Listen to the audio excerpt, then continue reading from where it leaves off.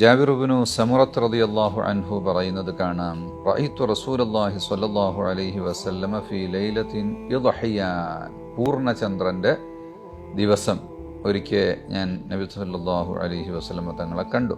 വഅലൈഹി ഹുല്ലത്തുൻ ഹംറാ, ചുവന്ന ജോഡ് വസ്ത്രമാണ് തങ്ങൾ ധരിച്ചിട്ടുള്ളത്.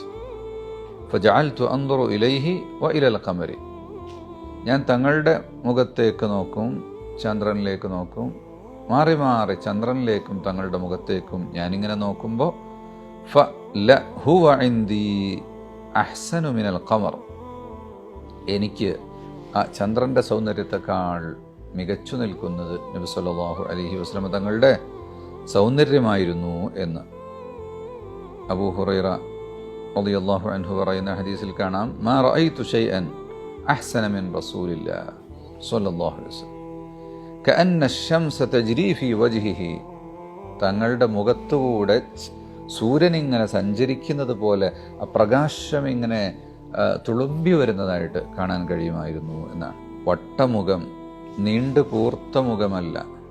വട്ടമുഖം എന്ന് പറഞ്ഞാൽ ഒത്ത വട്ടമുഖമാണ് സൗന്ദര്യമുഖം. വട്ടം എന്ന് പറഞ്ഞാൽ തനി വട്ടമായിട്ട് പത്തിരി പോലെ വട്ടത്തിലായാലും പറ്റില്ല. അപ്പം അങ്ങനെയുള്ളൊരു ഒത്ത വട്ടമുഖമായിരുന്നു നബി തങ്ങളുടേത്.